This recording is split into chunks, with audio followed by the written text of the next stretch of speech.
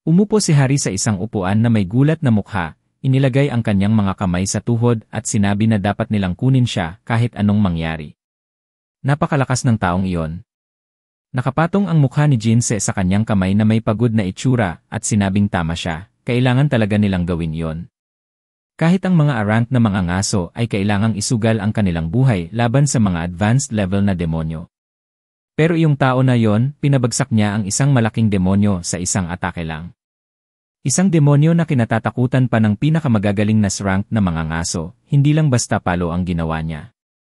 Naalala ni Jinsu ang laban ni na Leon at ng demonyo.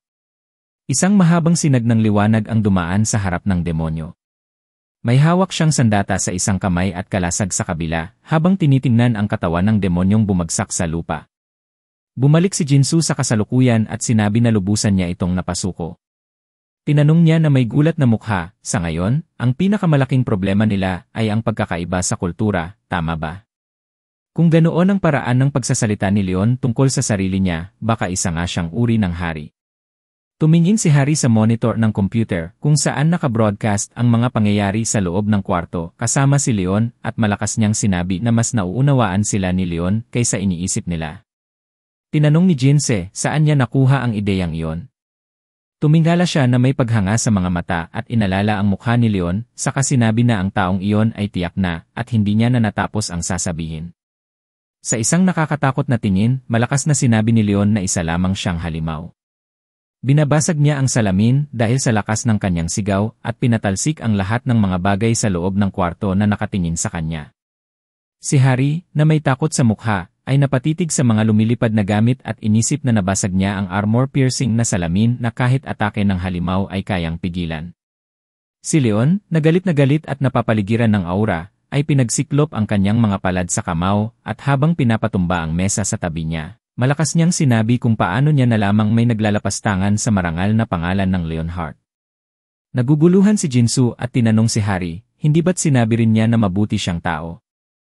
Si Leon, na may nakakakilabot na tingin, ay itinuro ang kanyang daliri sa mesa ng mga tagatulong. Si Hari, na may pawis sa noo, ay nagtanong kung baka ito ay dahil lamang sa pagkakaiba ng kultura. 15 minuto ang nakaraan, isang surveillance camera ang nagre-record ng mga pangyayari sa loob ng kwarto. Nasa mesa siya, nakapangalumbaba habang nakatingin pababa.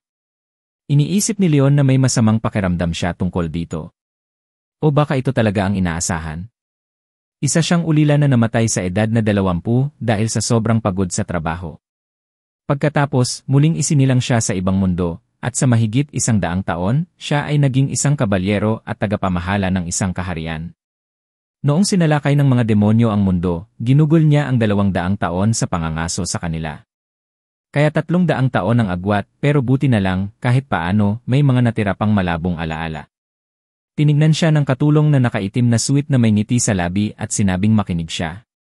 Ipinatong nito ang kamay na may hawak na panulat sa mesa at tinanong kung hindi ba't siya si Leandrogonia Lionheart. Iniisip ni Leon na kahit totoo iyon, wala naman siyang dahilan para isiwalat na isa siyang taga-daigdig. Isang batang ulila na 20 taong gulang o isang 300 taong gulang na kabalyero mula sa ibang mundo, mas maganda pakinggan ang huli.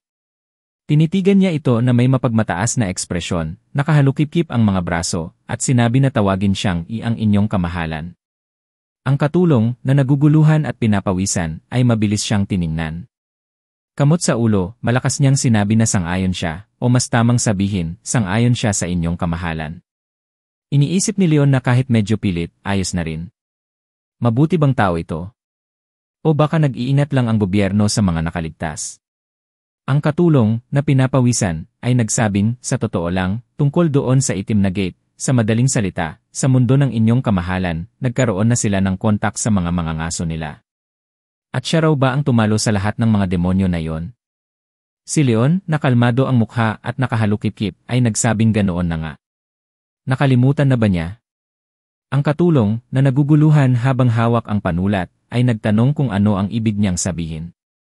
Sa nakakatakot na tingin habang nakahalukip-kip, sinabi niya na kailangan siyang tawagin. Ang inyong kamahalan ang sumira sa lahat ng kasamaan at ipinagtanggol ang dangal ng mga kabalyero. Kaya, inuutusan niya ito na maging pansamantala niyang tagatala. Ipagkakaloob niya rito ang karangalan na maitala ang marangal na kaganapang ito. Ang katulong, na may gulat sa mukha, ay pautal-utal na pumayag sa kanya. Tumingin ito pababa, hawak ang panulat, at ramdam ang malaking pagkakaiba sa kultura nilang dalawa. Habang isinusulat ng katulong ang mga pangyayari, narinig niya ang tinig ni Leon. Tumingala siya na may mapagmataas na tingin at sinabi, wala bang tamang paggalang kung paano tratuhin ang isang panauhin? Ang assistant, na may galit na itsura habang hawak ang telepono, ay nagsabing gutom siya, ibig sabihin ay nais niyang magtanghalian, kaya maghahanda sila agad ng pagkain para sa kanya. Si Leon, na may kalmadong mukha, ay sinabi sa kanya na ibunyag ang impormasyon tungkol sa mundong ito sa hari. Iniisip niya na kailangan niyang malaman kung ano ang nangyari sa mundo matapos siyang mawala. Itinaas ng assistant ang kanyang salamin gamit ang kamay at sinabi na ganoon nga, ipapaliwanag niya ang lahat sa kanya. Ipinatong niya ang kanyang mga kamay sa harapan niya habang nag-iisip at sinabi na nagsimula ang bangungot mga 30 taon na ang nakalilipas. Nagbukas ang mga gate sa buong mundo at nagsilabasan mula roon ang mga halimaw at mga demonyo. Sumunod ang sunod-sunod na emerhensya. Matapos ang napakaraming biktima, napagtanto nila na bawat gate ay may kanya-kanyang tema at malinaw na misyon. Ang katotohanan, kapag pinabayaan ang gate, bumubukas ang dungeon at nakakatakas ang mga halimaw patungo sa mundo. Tumayo siya mula sa mesa na may ngiti sa labi, at habang nakasandal ang kamay dito, sinabi niya na tila handa na ang kanyang hapunan. Itinapat ni Leon ang kanyang daliri sa kanyang baba, habang nag-isip at naisip niya na medyo kakaiba ito. Hindi tulad ng kanyang mundo na sinakop ng mga demonyo, dito, bawat gate ay may tema at misyon. Masiglang lumingon ang assistant sa kanyang kamahalan, at malakas na sinabi na handa na ang kanyang pagkain. Tinitingnan ni Leon ang mainit-init na sabaw na pinakuluan ng matagal at ang malutong na kimchi na may gulat sa mukha. Para sa isang taong nagbanat ng buto sa lupa, ang sialiangtang ay tila pagkain para sa kaluluwa, lalo na at pamilyar ang lasa, kaya mas nakakatakam pa ito. Pero pinipigil ni Leon ang kanyang laway sa abot ng kanyang makakaya. Ikiniling niya ang ulo patungo sa assistant na may seryosong mukha at tinanong, anong uri ng pagkain ito? Lumingon ang assistant sa kanyang kamahalan at sinabi na ang putaheng ito ay tinatawag na sialiangtang at tinaguriang pagkain para sa kaluluwa ng karaniwang mamamayan. Galit na galit si Leon, pinukpok ang pinggan gamit ang kamao at malakas na tinawag ang assistant na basura. Paanong naisipan nilang lapastanganin ang marangal na pangalan ng Lionheart? Paanong naisipan nilang ialok sa hari ang pagkain ng mga karaniwang tao? Ganito ba nila pinararangalan ang isang tao mula sa ibang kaharian? Si Leon Dragonia Lionheart, isang hari mula sa ibang mundo, sugo ng mga Diyos, tagapangalaga ng banal na kopita, at tagapagdala ng banal na espada at banal na sibat. Tinitingnan ng assistant ang nasirang pagkain na nasa sahig at sinabing hindi naman talaga ganoon ang ibig sabihin. Malakas na pinalayas ni Leon ang kakaibang assistant palabas ng silid. Ang Panginoon ng Chaos na si Malleus at ang 23 dakilang demonyo, ang tagapagwasak ng kasamaan na pumuksa sa milyon-milyong demonyo, ang sagisag ng 300 taon ng kasaysayan, sa wakas ay nagbalik sa mundo. Pagbalik niya at nakita ang mundo matapos ang 300 taon, naisip niya na masyadong masama ang kalagayan dito. Lahat ng ito ay dahil walang wastong pananampalataya, at ang pagbigay liwanag sa mga mangmang na magsasaka ay tungkulin ng maharlikang pamilya. Kahit na bumalik siya sa mundo, isa pa rin siyang hari ng mga kabalyero. Makalipas ang ilang sandali, hawak ni Leon ang tinidor at kutsilyo habang kumakain ng steak. Kalmadong tinanong ni Jinsu si hari kung paano niya nalaman na ang manok at jajangmyeon ay pagkain para sa mga karaniwang tao. Pumikit siya at sinabi na buti na lang at kumakain siya ng steak at pulang alak na mula pa noong 1973. Si Kinsu, na may pawis sa mukha, ay nagkrus ng mga braso at sinabi kay hari na siya ang mauna.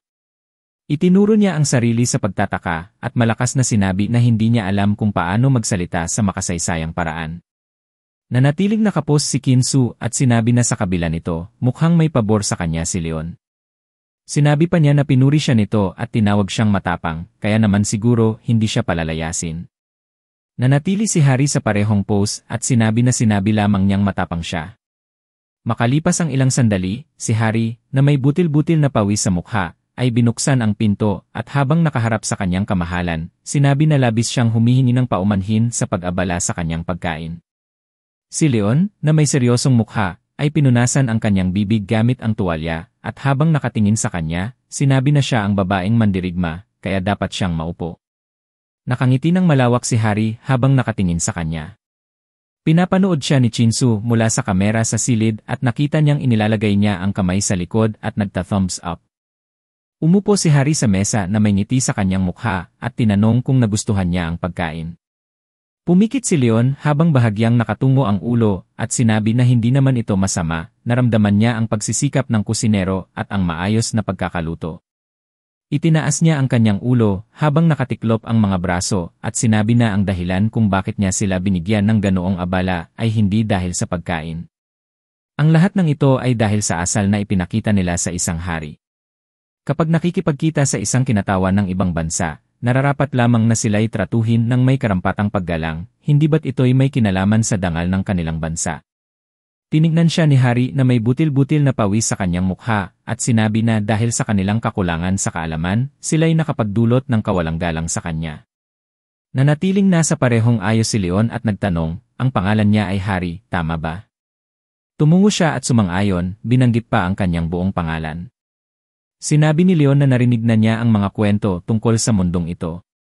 Mayroon din bang mga demonyo na lumilitaw sa lupa, tama ba ang kanyang pagkaunawa? Ipinatong niya ang kanyang mga kamay sa tuhod at may seryosong ekspresyon na nagsabing ganoon nga. Ang misyon ni Hari ay isa lamang, ang mahikayat ng Hunters Association si Leon na sumapi sa kanila. Iniisip niya na kahit papaano, dapat nilang mapasailalim ang taong ito sa kanilang bansa.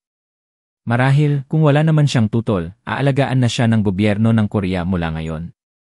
Sa ika-21 siglo, bahagi na ng trabaho ng intelligence agent ang pagre-recruit ng mga nakaligtas. Kahit na nangangailangan pa ito ng pangakong malaking suporta, hindi nila pwedeng hayaan na mapunta siya sa ibang bansa. Tinignan siya ni Leon na may seryosong ekspresyon at sinabi na upang manirahan sa mundong ito, kailangan niyang gampanan ang tungkulin sa larangan ng digmaan. Kung isa siyang marangal na kabalyero, kailangan niyang lumaban. Ngumiti si Hari at masiglang sinabi na kung gayon, sasali siya sa kanilang Hunters Association. Nakatiklop ang mga braso ni Leon at may galit na ekspresyon habang malakas na sinabi na ang isang hari ay hindi maaaring lumaban sa ilalim ng watawat ng ibang kaharian. Magtatatag siya ng bagong samahan ng mga kabalyero sa mundong ito. Tumingin si Hari sa kamera sa sulok ng silid na may butil-butil na pawis sa kanyang mukha. Wala na siyang nagawa kundi tumango. Makalipas ang ilang sandali, lumabas siya ng silid at tinanong si Jinsu na may gulong ekspresyon kung ano ang sinasabi ng mga nakatataas. Tinignan siya nito na may ngiti sa mukha, nakapasok ang mga kamay sa bulsa, at nagtanong kung ano pa ba ang maaari nilang sabihin. Ibigay ang buong suporta hanggat maaari. Mabuti na lamang at hindi siya lumipat sa ibang bansa o sumali sa isang malaking guild. Napabuntong hininga si Hari at may pagod na ekspresyon na sinabi na mahirap isipin na ang asosasyon at ang gobyerno ay kailangang yumuko sa kanya. Tumingin siya sa malayo na may galit na ekspresyon at malakas na sinabi na kasalanan ito ng mga hangal mula sa malalaking guild na nagmamayabang sa kanilang pera at kapangyarihan. Tiningnan siya ni Jinsu na may butil-butil na pawis sa mukha at naalala ang tungkol sa Phoenix Guild. Biglang umilaw ang pulang ilaw sa silid at tumunog ang alarm. Kinuha ni Jinsu ang kanyang telepono na may seryosong ekspresyon at habang nakatingin sa screen, binasa ang babala tungkol sa isang breakthrough sa dungeon ng Konam Plain.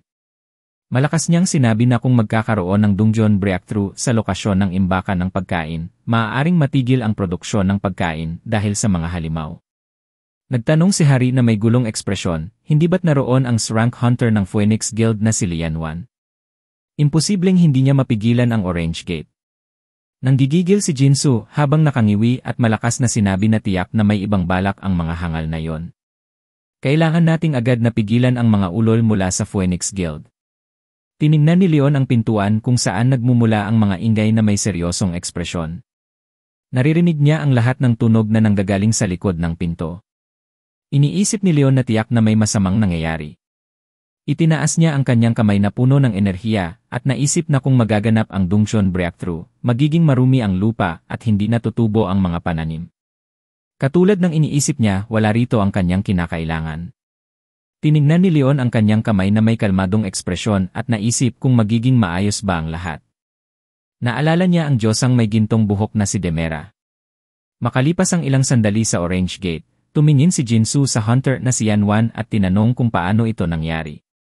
Nakatingin ito sa unahan na may tusong ngisi sa mukha at nagtanong, sila ba ang mga tao mula sa asosasyon? Ang pinuno na si Jinsu at ang kanilang bagong recruit na si Hari. Nanggigigil si Jinsu habang may butil ng pawis sa mukha at iniisip na sinadya talaga ng mga hangal na iyon na udyukan ang Dongshon breakthrough dahil lang sa hindi nila tinugunan ang kanilang mga hinihingi. Sa nakaraang taon, paulit-ulit na humihiling ang Phoenix Guild ng exemption sa buwis para sa kanilang kita mula sa loob ng gate. Malaki ang kinikita nila mula sa gate, lalo na sa mga magic crystal, materyales, at mga halimaw, at ngayon gusto nilang hindi magbayad ng buwis na umaabot sa 1 trilyong won. Nanatili si Jinsu sa parehong posisyon at inisip na napakarami ng benepisyo ng malalaking guild. Mahirap isipin na gagawin nila ito dahil lang hindi natupad ang hiling nila.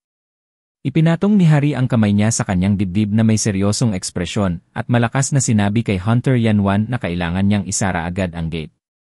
1 linggo na ang nakalipas at kung lalagpas pa ang oras.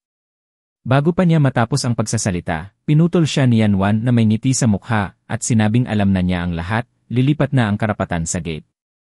Pero ano ang magagawa nila? Malaki na ang pinsalang inabot ng kanilang guild at mukhang mahirap na itong salakayin sa ganitong kalagayan. Ibinaling ni Yanwan ang kanyang ulo palayo sa kanila, inilagay ang kamay sa bulsa at sinabing susubukan nila ang kanilang makakaya hanggang bukas, pero hindi niya alam kung ano ang mangyayari. Tinignan siya ni Hari na may galit na ekspresyon at tinanong kung wala na ba talaga siyang pagmamahal sa bayan. Hinawakan siya ni Jinsu sa balikat at pinakiusapang tumigil na. Pero malakas pa rin ang boses ni Hari at galit pa rin ang kanyang ekspresyon habang sinasabi na alam ni Yanwan kung ano ang mangyayari kung malason ang Honam Plains. Tiningnan siya nito na may galit na ekspresyon at tinanong, iniisip ba niya na hindi niya alam iyon? Bakit siya nag-aasta na parang bata?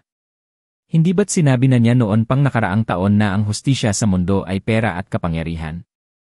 Biglang lumitaw si Leon na may seryosong ekspresyon at nakatingin sa harapan habang sinasabi na napakababaw at napakaluma ng mga paniniwala nila.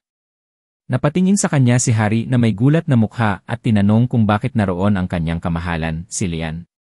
Sinabi nito na may seryosong ekspresyon na huwag siyang mangahas na banggitin ang pangalan ng hari kung kailan niya gustuhin. Tanging pamagat lamang niya ang maaaring itawag sa kanya. Napatingin si Yanwan sa kanya na may butil-butil na pawis sa mukha at nagtanong kung sino siya. Mukha daw siyang taga-Europa. Sinagot siya ni Lian na may seryosong ekspresyon at sinabihang manahimik siya. Paano siya nagkaroon ng lakas ng loob na magsalita sa harap niya? Naggitngit si Yanwan habang nangingintab ang kanyang mukha sa pawis at iniisip kung ano bang problema ng siraulong ito. Tinatawag siyang mababa gayong isa siya sa 20 rank at pinuno ng isa sa 10 pinakamalalaking guild. Iwinasiwas niya ang kanyang kamay na puno ng enerhiya na may galit na ekspresyon at tinanong si Leon kung nais ba niyang mamatay. Sumigaw si Hari na puno ng pagkalito at sinabing huminto siya, si Yanwan ay isa sa mga survivors. Tumingin siya sa harapan na may pawis sa mukha at nagtanong kung siya ba talaga ay survivor. Iniunat ni Yanwan ang kanyang kamay sa harapan na may ngiti sa mukha, yumuko at nagpakilala, humihingi ng tawad. Maaari bang siya ay nagmula sa itim na gate? Tinignan siya ni Liang na may seryosong ekspresyon at sinabi na ang hari ay hindi inuulit ang kanyang sinasabi. Ibinaling niya ang kanyang ulo kay Hari at sinabi na kailangang ipaliwanag sa kanya kung ano talaga ang problema dahil hindi siya pamilyar sa gate. Kaya kailangan niyang ipaliwanag ito ng detalyado hanggat maaari. Dinala ni Jinsu ang kanyang nakapusang kamao sa kanyang dibdib na may ngiti sa mukha at inisip, tutulong ba talaga si Leon? Tinignan siya ni Hari na may ngiti sa kanyang mukha at sinabi na ipapaliwanag niya ang lahat ngayon. Ito ay isang Dongshon breakthrough. Kapag nangyayari ang Dongshon breakthrough, napakaraming halimaw ang lumalabas at nalalason ang lupa at hindi na tumutubo ang pananim sa nalason na lupa. Ang Honam Plain ay isang mahalagang lugar para sa pagsasaka ng mga pananim, kaya kritikal ang sitwasyon. Sa ngayon, ang mga demonyong nagkalat ay nagkakalat ng lason sa lupa. Tiningnan siya ni Leon na may seryosong ekspresyon at tinanong kung paano malulutas ang problemang ito. Malakas na sinabi ni Hari na may kumpiyansang ekspresyon na kailangang linisin ang polusyon at tapusin agad ang Dongshon at kailangang wasakin ang mismong Dongshon. Sinabi niya na nauunawaan na niya ang lahat. At dito na nagtatapos ang ating video. Maraming salamat sa panonood. Kung nagustuhan mo, huwag kalimutang i-like at mag-iwan ng comment sa ibaba. At syempre, Kung hindi ka pa nakasubscribe, pindutin mo na yung subscribe button at ang bell icon para updated ka sa susunod nating content. Hanggang sa susunod na video. Ingat kayo palagi.